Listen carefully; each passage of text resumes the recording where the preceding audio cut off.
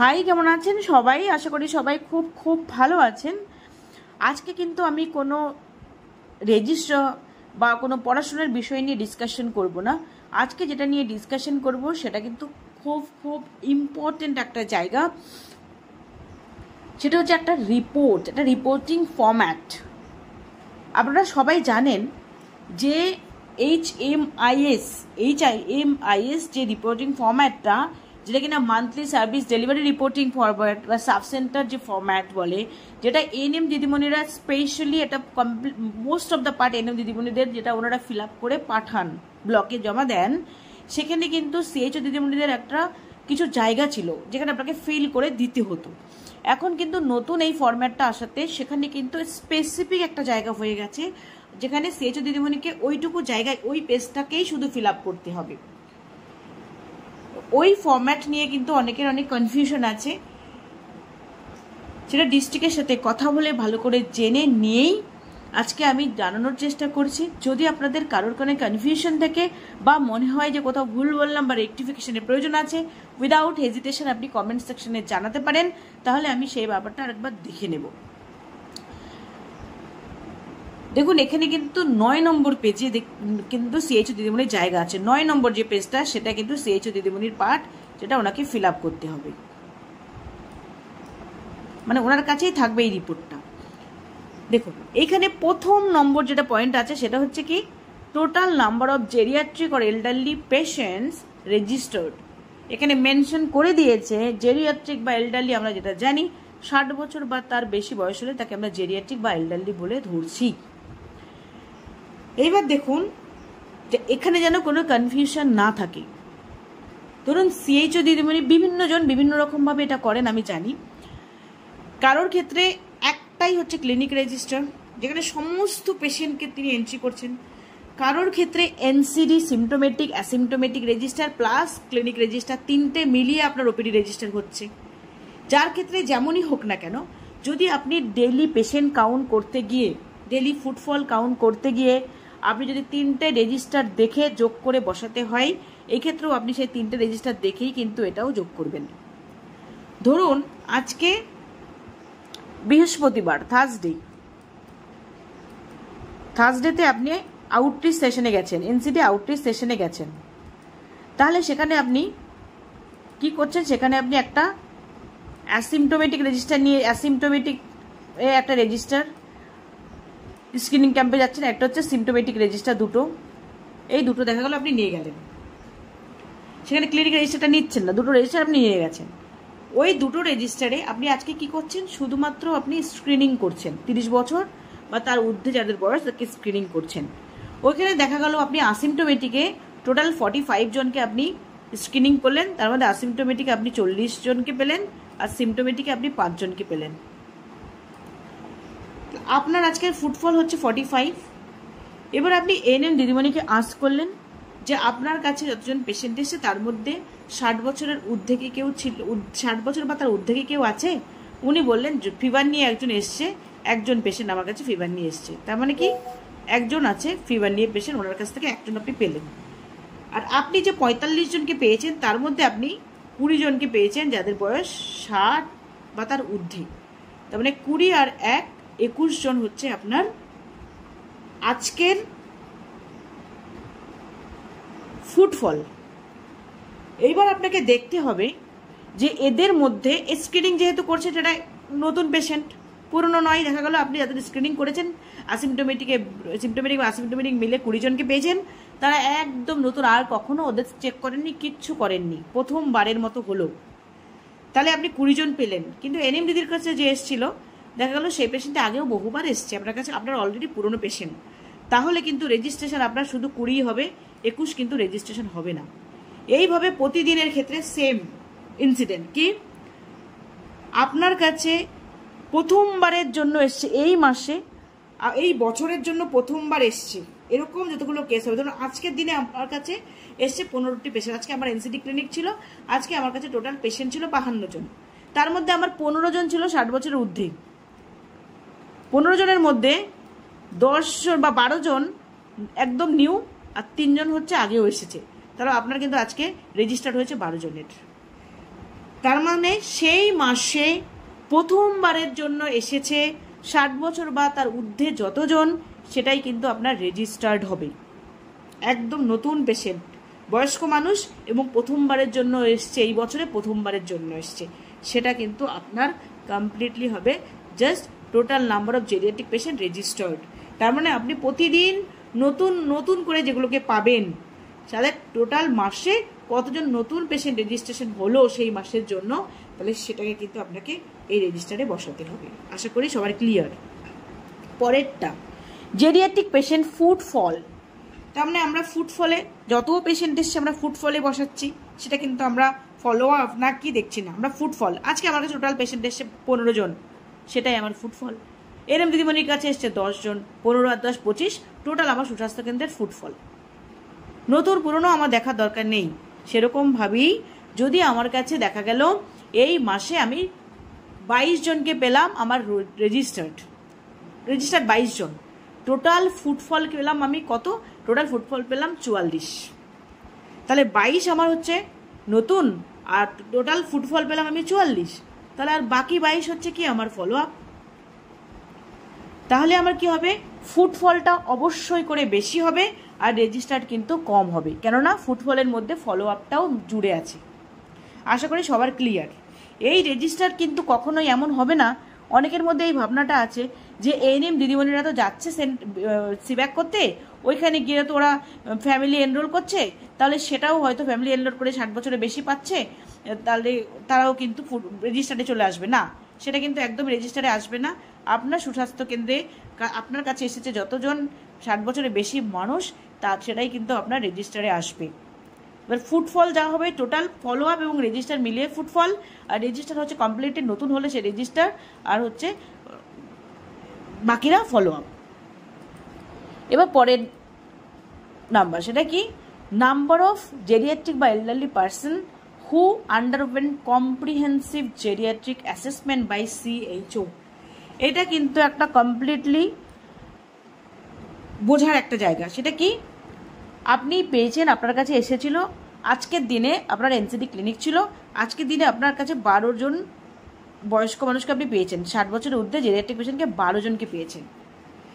এর মধ্যে আপনি আপনার উচিত আপনার প্রত্যেককেই কম্প্রিহেন্সিভ জেরিয়াট্রিক অ্যাসেসমেন্ট করা, যেটা জেরিয়াট্রিক অ্যাসেসমেন্ট যে টুল কিট আছে, টুল যেটা ফরম্যাট আছে, সেই ফরম্যাটটা ধরে ধরে আপনার 12 জনকে অ্যাসেসমেন্ট করার কথা। দেখা গেল আপনি টাইমের জন্য করতে পারেননি, আপনি কজনকে করেছেন? 5 জনকে করেছেন। সেই 5টাই আপনার কিন্তু হবে আপনার কম্প্রিহেন্সিভ জেরিয়াট্রিক অ্যাসেসমেন্ট। আপনি এবার যখন বসাচ্ছেন যে আমার আজকে 5 হলো, এরকম করে আপনার পুরো মাস চলে গেলে দেখা গেলো আপনার মোটামুটি 30টা বা 32টা হলো, সেটা গেল। এবার আপনি রেজিস্টার্ড ততগুলিই অ্যাসেসমেন্ট হতে হবে, তার কোনো মানে নেই। মানে আপনি হতে হবে, যদি আপনি করতে পারেন সেটা আপনার জন্য বেস্ট হওয়া উচিত। আপনার টোটাল রেজিস্ট্রেশন হয়েছে 40 জন, 40 জনকে কম্প্রিহেন্সিভ জেরিয়াট্রিক অ্যাসেসমেন্ট করা উচিত। সেটা যদি আপনি না করতে পারেন, আপনি যতটুকু করেছেন, এই যে কম্প্রিহেন্সিভ জেরিয়াট্রিক যে টুল কিট দিয়েছে, যেটা ফরম্যাট দিয়েছে, সেটা কিন্তু আপনি যতজনকে ফিল আপ করেছেন করে ততজনকেই আপনি রিপোর্টিংয়ে বসাবেন। তার মানে আপনার যদি 20 জন হয় টোটাল জেরিয়াট্রিক পেশেন্ট রেজিস্টার্ড, 20টা আপনার করা উচিত। যদি আপনি যে কটা পারবেন আপনাকে সেটাই বসাতে কিন্তু হবে। এবার নাম্বার অফ জেরিয়াট্রিক বা elderly person managed for any elderly condition. এইবার দেখা গেল আপনার কাছে যে জেরিয়াট্রিক পেশেন্টরা এসছে, কারোর সুগার প্রেশারের হাই ব্লাড সুগার নিয়ে এসেছে, আপনি তাকে অ্যাসেস করেছিলেন, করার পর ওর যে ওটার এল্ডারলি কন্ডিশন, ওই প্রবলেমের জন্য এসছে, উনি এই প্রবলেমের জন্য এসছেন। এবার ওনাকে আপনি দেখা গেল সব চেক করলেন, ভাইটাল সাইন, টেলিকনসালটেন্সি করলেন, করে তাকে মেডিসিন স্টার্ট করিয়ে দিলেন। তারপরে আপনি কিন্তু তার কেসটাকে ম্যানেজ করলেন। আরেকটা কি? তার জয়েন্ট পেইন, সে আপনার কাছে এসছে, আপনি তাকে জেরিয়াট্রিক অ্যাসেসমেন্ট করলেন, করে তাকে জয়েন্ট পেইনটাকে আপনি মিনিমাইজ করার জন্য মেডিসিন দিলেন, তাহলে আপনি তাকে ম্যানেজ করলেন। তাহলে যতজনকে আপনি পরিষেবা দিয়েছেন তাকেই কিন্তু আপনি এর এল্ডারলি কন্ডিশন ম্যানেজমেন্টে বসাবেন। এবার সেটা হতে পারে যতজনকে রেজিস্টার করেছেন বা যতজন ফুটফল সবাইকেই আপনি ম্যানেজ করেছেন, সেটা আপনি বসাতেই পারেন। এই ফুটফল আর এটা সেম ফিগার হতে পারে, কোনো সমস্যা নেই। আর যদি না করতে পারেন, কাউকে এসছেন তাকে আপনি পরিষেবাই দিতে পারেননি, সেটা তাহলে কম হবে। নাও নাম্বার অফ জেরিয়াট্রিক বা elderly person followed up for any elderly condition, যেটা বললাম রেজিস্ট্রেশন এবং ফলো আপ এই দুটো মিশিয়ে কিন্তু ফুটফল হবে। রেজিস্টার্ড এবং ফলো আপ মিশিয়ে কিন্তু ফুটফল হবে। তাহলে সবসময় মনে রাখতে হবে ফুটফলটা বেশি হবে আর রেজিস্টার এবং ফলো আপ কম হবে। যদি এমন হয় সেই মাসে কোনো ফলো আপ হয়নি, সব রেজিস্টার নতুন এসছে, তাহলে আপনার ফুটফল আর এবং রেজিস্টার সেম হতে পারে, না হওয়ার কিছু নেই, কিন্তু মোস্টলি সেটা হওয়ার কথা নয়। না, ফুটফল সবসময় বেশি হবে, তার মধ্যে রেজিস্ট্রেশন এবং যে ফলো আপ সেটা দুটো মিশিয়ে ওটার সমান হবে। নাম্বার অফ জেরিয়াট্রিক বা elderly patients provided physiotherapy service, যদি ফিজিওথেরাপি সার্ভিস তাকে প্রোভাইড করা হয়, এখানে ফিজিওথেরাপি সার্ভিস প্রোভাইড করার কোনো জায়গা নেই, তাই এখানে কিন্তু 0 হবে। এবার নাম্বার অফ হোম বাউন্ড বা bed bound or restricted mobility elderly and single elderly visited by ASHA ANM MPW during this month, যদি কোনো এমন হয় যে একটা এল্ডারলি পেশেন্ট, আপনি জানেন যে আপনার বেড রিডেন পেশেন্ট বা এল্ডারলি পেশেন্ট, সেটাকে হোম ভিজিট করা হয়েছে, কে আশা অথবা এএনএম দিদিমণি গিয়ে হোম ভিজিট করেছে, সেটা যদি হয় তাহলে সেই নাম্বারটা আপনি এখানে বসাবেন। এই ক্ষেত্রে কিন্তু number of home bound elderly অথবা single elderly visited, number of, আপনি যদি একটা বাড়িতে 3 দিন যান আপনি 3টে বসাতে পারবেন না, যেই কয়জন মানুষকে আপনি ভিজিট করেছেন সেই নাম্বারটা কিন্তু এখানে বসবে। দেখা গেল আপনার বাড়ির কাছে একটা বাড়ি আছে যে জেরিয়াট্রিক পেশেন্ট, আপনি 1 মাসে 4-5 বার তার বাড়িতে গিয়ে ঘুরে চলে এলেন, আর আপনি 5 বার গেছেন মানে 5 বার লিখে দিলেন তা নয়, কিন্তু কতজন মানুষকে আপনি ভিজিট করেছেন, হোম ভিজিট, সেটা আপনাকে এখানে বসাতে হবে। এবার হচ্ছে number of elderly support groups created during this month, number of elderly support groups created during this month, number of elderly support groups created this month.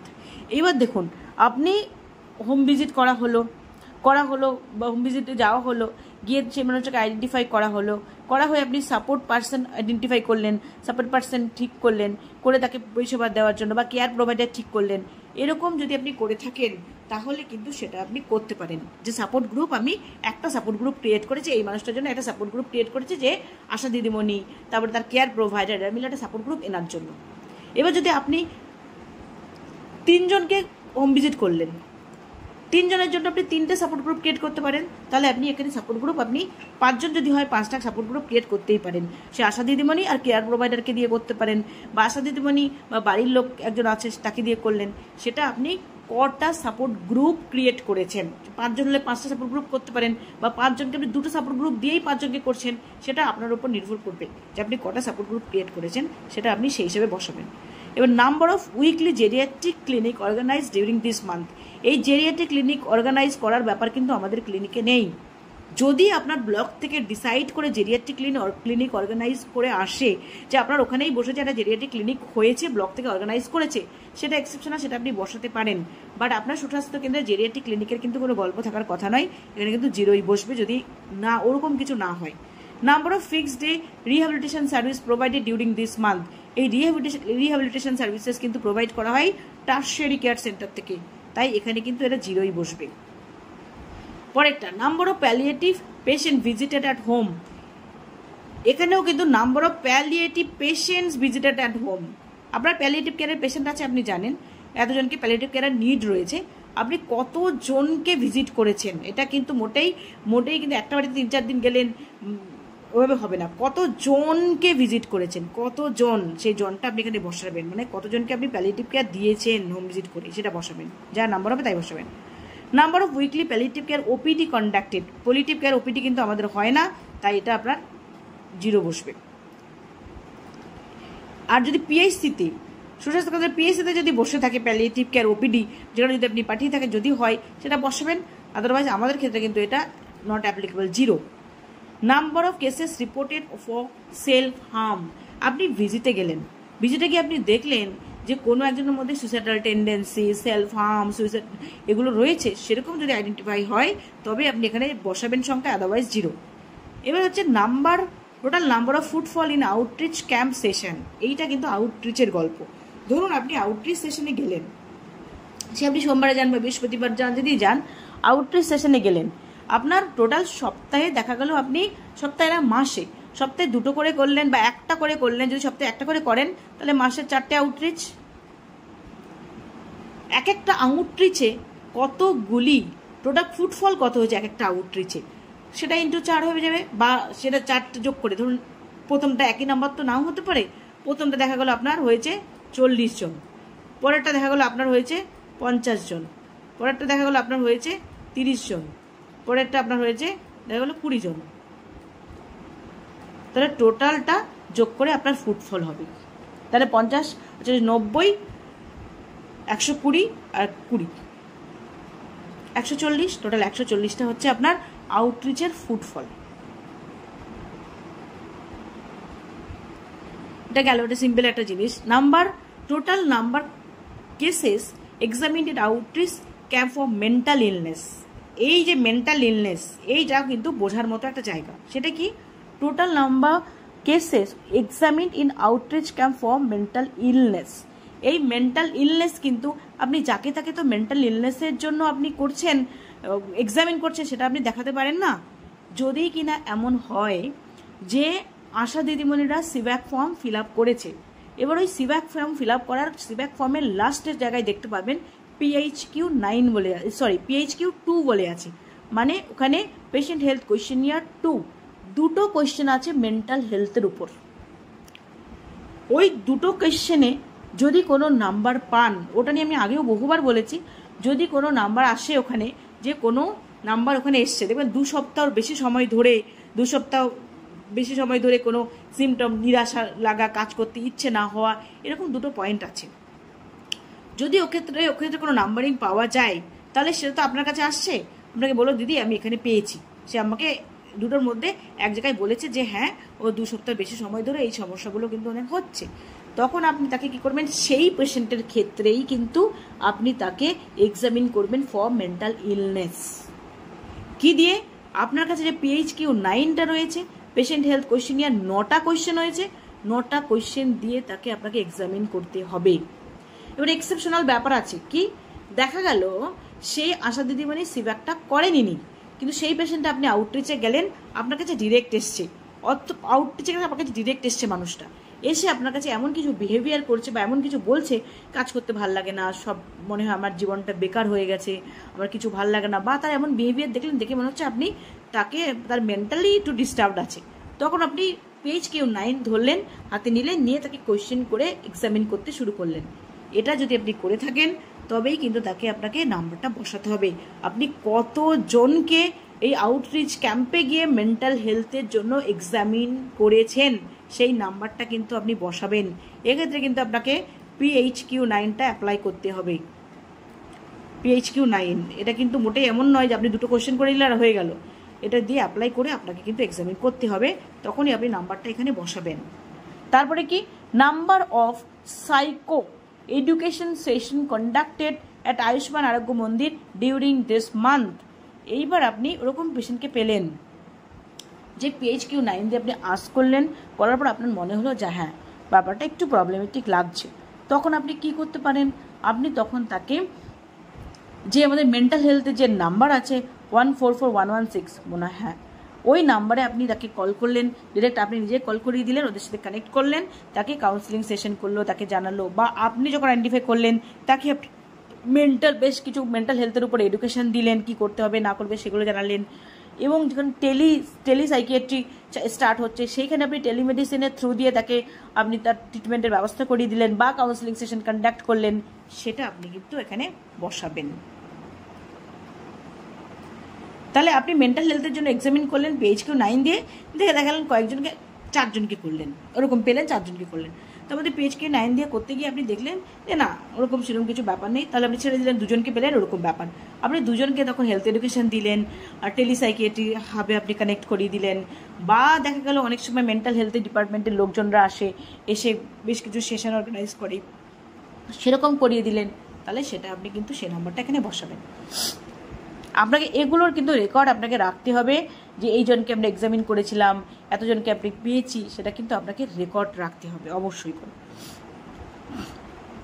এবার আউটপেশেন্ট অ্যাটেন্ডেন্স এক্সক্লুডিং টেলিকনসালটেশনকে বাদ দিয়ে কি বলেছে,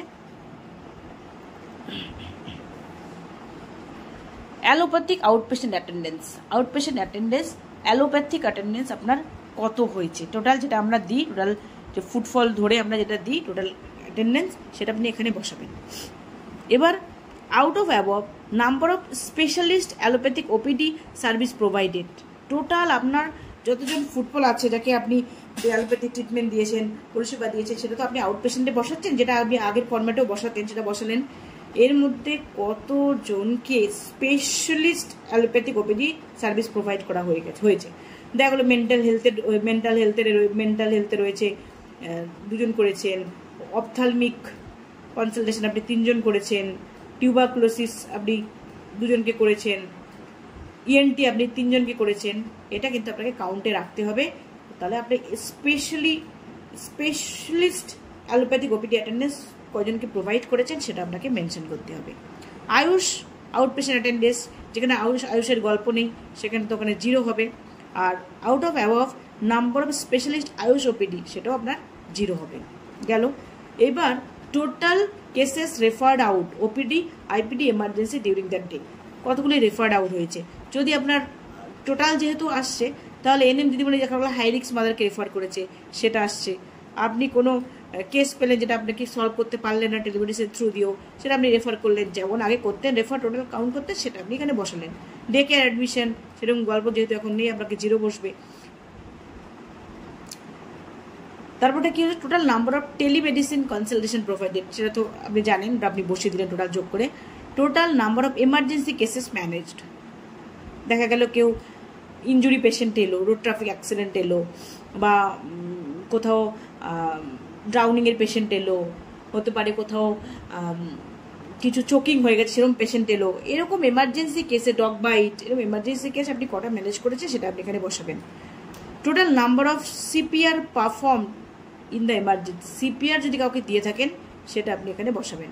এইগুলোর কিন্তু অবশ্যই করে আপনাকে রেকর্ড রাখতে হবে, এমার্জেন্সি রেজিস্টার একটা করে সেখানে কিন্তু আপনাকে রেকর্ড রাখতে হবে, তবেই সেটা আপনি রিপোর্টিংয়ে বসাবেন। কেননা পরে যখন আপনাকে ম্যাচ করতে আসবে তখন যদি দেখালো আপনার কোনো রেকর্ড নেই অথচ আপনি রিপোর্টে বসিয়েছেন, সেটা কিন্তু বড় বাজে একটা ব্যাপার।